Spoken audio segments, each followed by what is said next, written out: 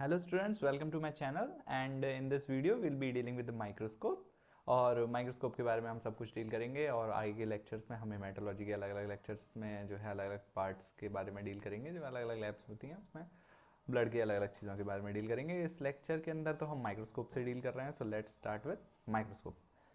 Okay, so microscope के अंदर देखो, सबसे पहले तो ये Robert Hooke was the first one to observe the cell, very simple सी चीज़ है। और दूसरा है Anton van Leeuwenhoek was the first one to see the living cell. ये दो बेसिक चीज़ें।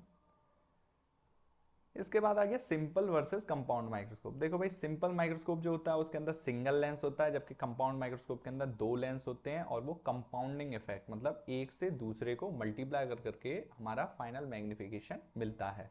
ठीक है, तो सिंपल माइक्रोस्कोप के अंदर तो सिंगल एक आई पीस होता है, ये रहा एक सिंगल एक हमारे पास लेंस होता है। जबकि वहीं पर कंपाउंड माइक्रोस्कोप के अंदर देखें हैं तो ये रहा कंपाउंड माइक्रोस्कोप। कंपाउंड माइक्रोस्कोप के अंदर हमारे पास एक आई पीस का लेंस होता है, एक यहाँ पर लेंस होता है ऊपर की तरफ, और दूसरा जो लेंस होता है वो यहाँ होता है, ये जो है नोज पीस इसके अंदर फिटेड होता है, that is known as this objective lens जो होता है। ठीक है, तो दो लेंस होते हैं हमारे पास कंपाउंड माइक्रोस्कोप के अंदर, एक लेंस होता है हमारे पास सिंपल माइक्रोस्कोप के अंदर।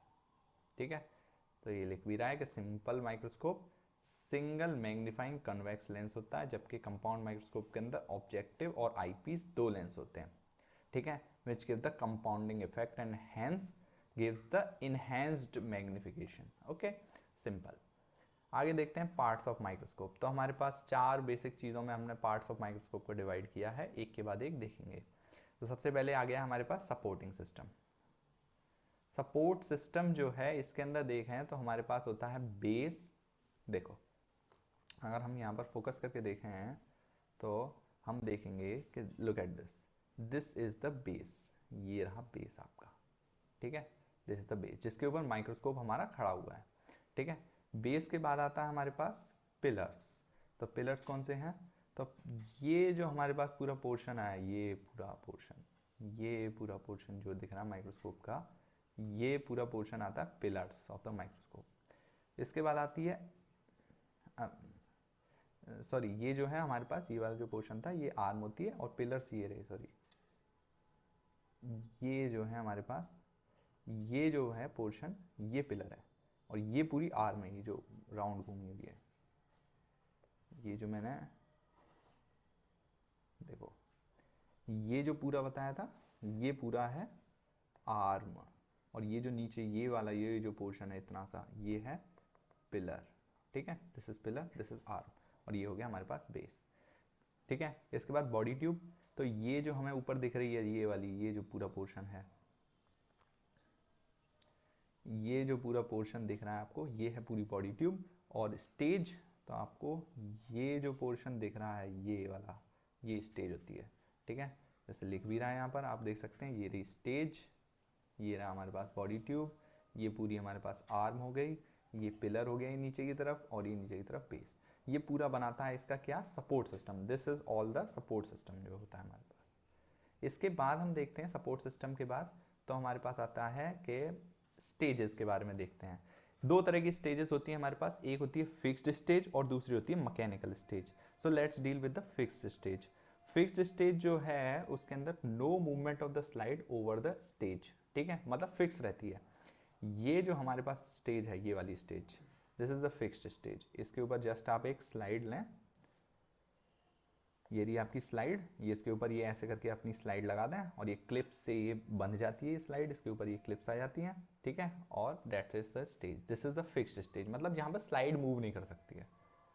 वहीं दूसरी तरफ हम देखें मैकेनिकल स्टेज, तो ये होती है मैकेनिकल स्टेज जिसके अंदर हम अपनी स्लाइड को यहाँ रखते हैं। देखो ये रही हमारी स्लाइड, और ये स्लाइड जो है वो इनके अंदर फंस जाती है, ये जो हमारे पास क्लिप्स दिख रही हैं यहाँ पर। ठीक है, अब ये क्लिप्स जो होती हैं ये मूवेबल होती हैं। ये स्लाइड होल्डर हो गया पूरा। ठीक है, ये रहा स्लाइड होल्डर पूरा, यहाँ पर स्लाइड आ गई हमारी ये। ठीक है, अब ये क्लिप्स जो होती हैं मूवेबल होती हैं, एक्स वाई प्लेन में हमारी जो है मूव कर सकती हैं। तो कैसे मूव करती हैं, हमारे पास ये होते हैं X Y transitional control knobs होते हैं, ट्रांसलेशनल कंट्रोल नॉब्स होते हैं, जिनकी मदद से हम इसे जब मूव करेंगे तो ये एक्स वाई प्लेन पर इसे ऐसे करके मूव कर सकती है। So this is the mechanical stage, जिसके अंदर हमारी स्लाइड जो है वो मूव कर सकती है, कि हमें वेरियस पार्ट्स ऑफ स्लाइड अगर पढ़ने हैं तो हमें स्लाइड को जस्ट इसी नॉब से हम मूव करेंगे और हमारी स्लाइड जो है वो मूव हो जाती है. That is the thing. So this is the mechanical stage. It is calibrated metal frame fitted on the right edge of the fixed stage. It is spring mounted clip to hold the slide or counting chamber in position, while two screw heads move it from side to side and forward and backward. Very simple. अगला आता है focusing system. तो focusing system क्या होता है हमारे पास के जो है जिससे हम फोकस करते हैं. तो कोर्स एडजस्टमेंट और फाइन एडजस्टमेंट. कोर्स एडजस्टमेंट एक बड़ा सा नोब होता है ये साइड में, ये जो है हमारे पास कोर्स एडजस्टमेंट का नोब होता है, ये रहा. ठीक है. और फाइन एडजस्टमेंट का एक छोटा सा नोब होता है. जब हम कोर्स एडजस्टमेंट को मूव करते हैं तो हमारी जो लेंस होता है उसका मूवमेंट होता है. ठीक है. ये लेंस का मूवमेंट होता है. बॉडी ट्यूब ऊपर या नीचे आती है तो लेंस का मूवमेंट होता है, ऑब्जेक्टिव लेंस का ऊपर नीचे. तो जब लेंस का मूवमेंट होता है तो कोर्स एडजस्टमेंट नाम से पता चलता है, कोर्सली. ठीक है. बहुत तेज मूवमेंट होता है. ठीक है. तो जस्ट एक हमारी जो लेंस हमारी जो स्लाइड है उसके अंदर जो हमारी स्पेसिमेन है उसे जस्ट एक फोकस में लाने के लिए होता है. ठीक है. एक कोर्स फोकस में आ जाए. ठीक है. बिल्कुल शार्प फोकस के लिए फिर हम फाइन एडजस्टमेंट, जिससे कि ये ऑब्जेक्टिव लेंस जो है वो धीरे धीरे मूव होता है. ठीक है.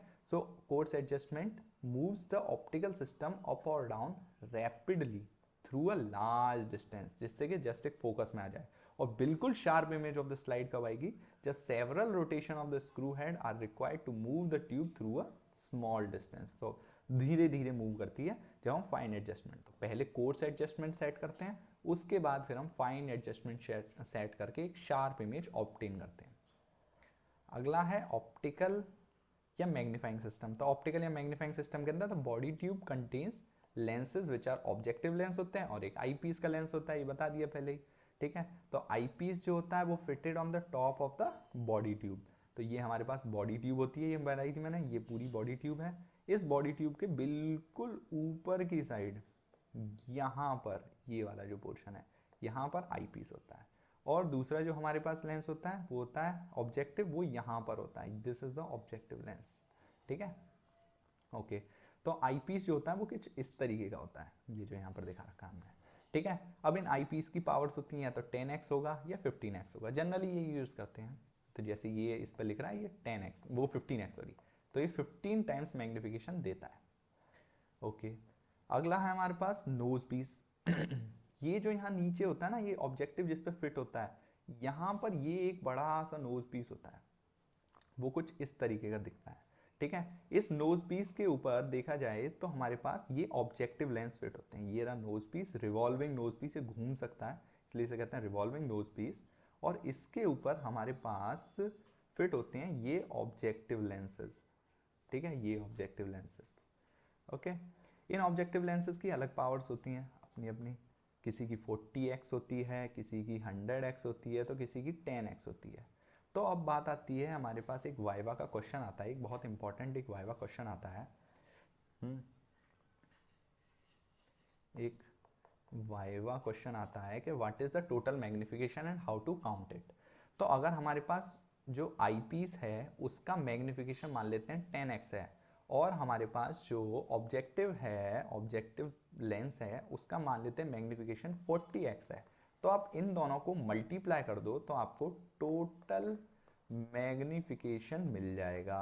तो इसमें टोटल मैग्निफिकेशन कितना होगा, 40 into 10 that is 400 times total magnification इसका हो जाएगा. ठीक है. This is the important thing. तो टोटल मैग्निफिकेशन ऐसे निकालते हैं. और बाकी हमारे पास ये ऑब्जेक्टिव, ये रिवॉल्विंग नोज पीस होता है जिसके ऊपर हमारे ऑब्जेक्टिव लेंस फिट होते हैं. ओके. इसके बाद ये ऑब्जेक्टिव लेंसेज के बारे में है कि जो है क्या क्या होता है. तो this is one of the important thing, another important thing.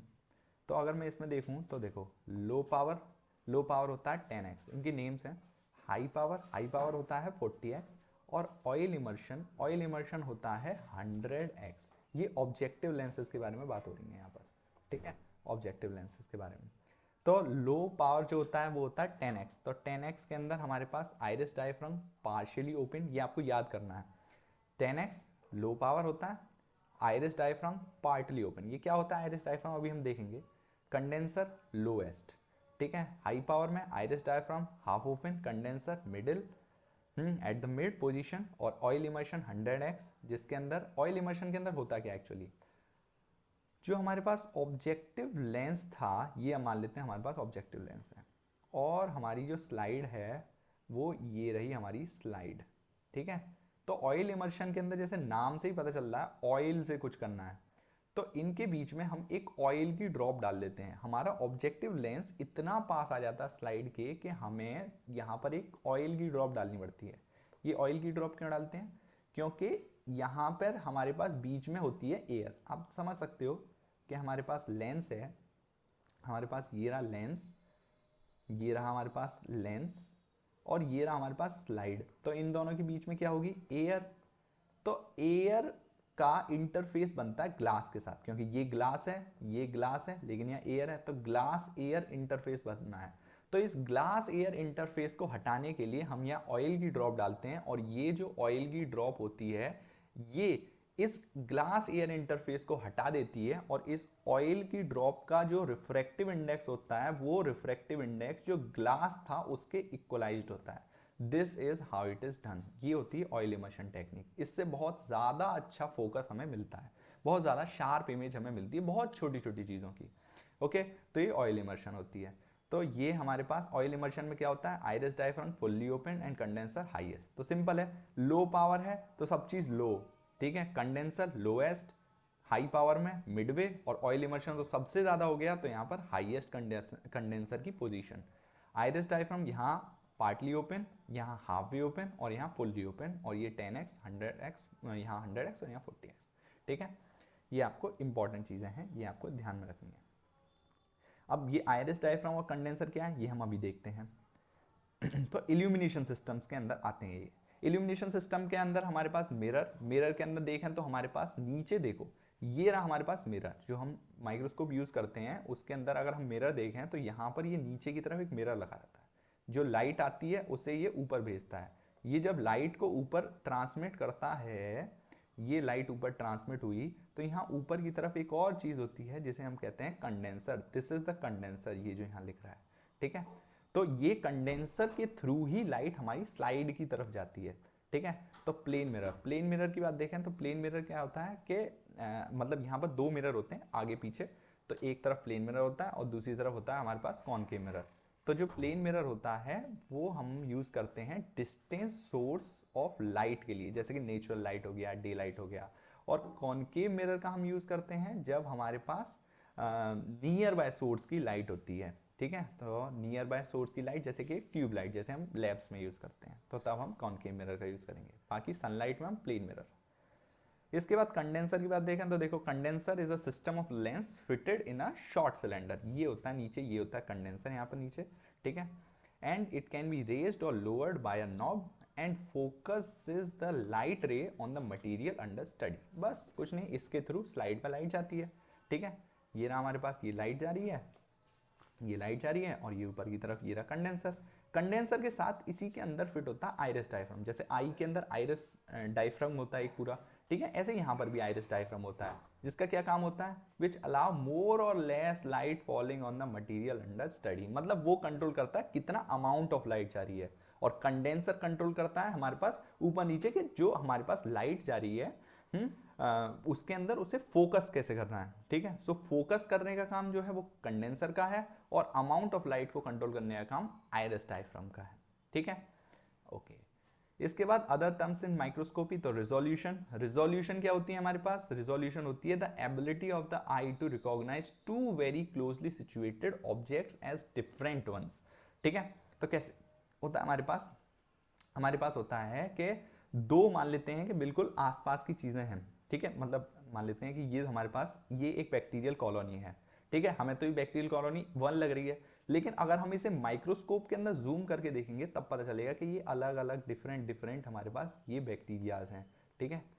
ये अलग अलग बैक्टीरियाज हैं, ठीक है। तो यही रिजोल्यूशन होता है कि दो पास की चीजों को अलग अलग देखने की एबिलिटी। लिमिट ऑफ रिजोल्यूशन, कहां तक क्या लिमिट है, तो ह्यूमन आई की 0.25 मिलीमीटर तक की जो पास में रखी हुई चीजें हैं उन्हें वो डिस्टिंक्टली अलग अलग देख सकती। इससे अगर पास होगी तो वो एक देखेगी, दो नहीं देखेंगी। ऐसी कंपाउंड माइक्रोस्कोप के अंदर 0.25 माइक्रोमीटर होती है। न्यूमेरिकल अपर्चर क्या होता है? It is an index of resolving power of microscope.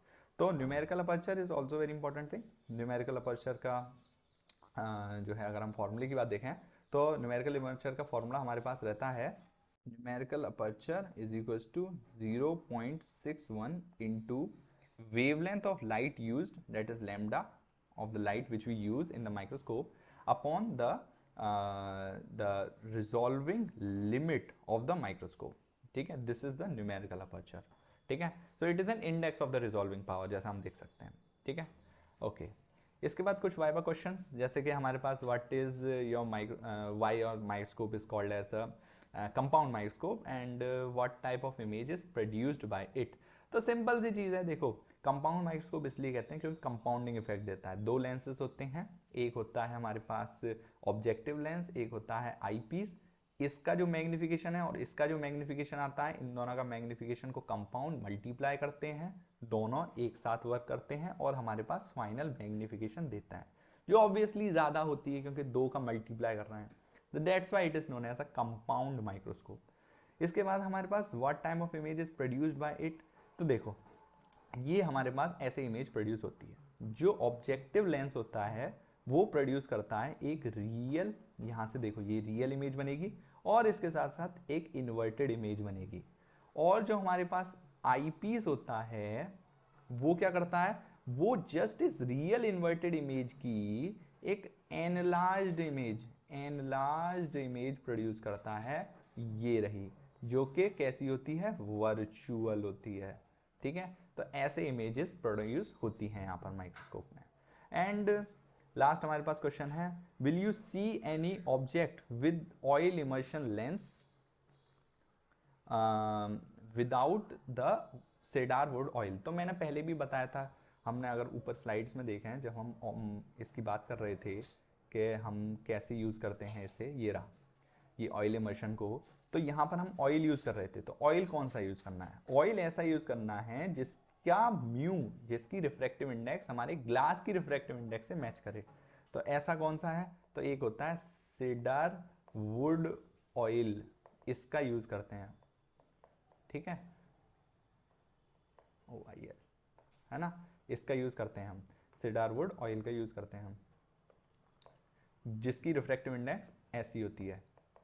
ठीक है, कैसी होती है? ग्लास के इक्वलाइज्ड होती है 1.5।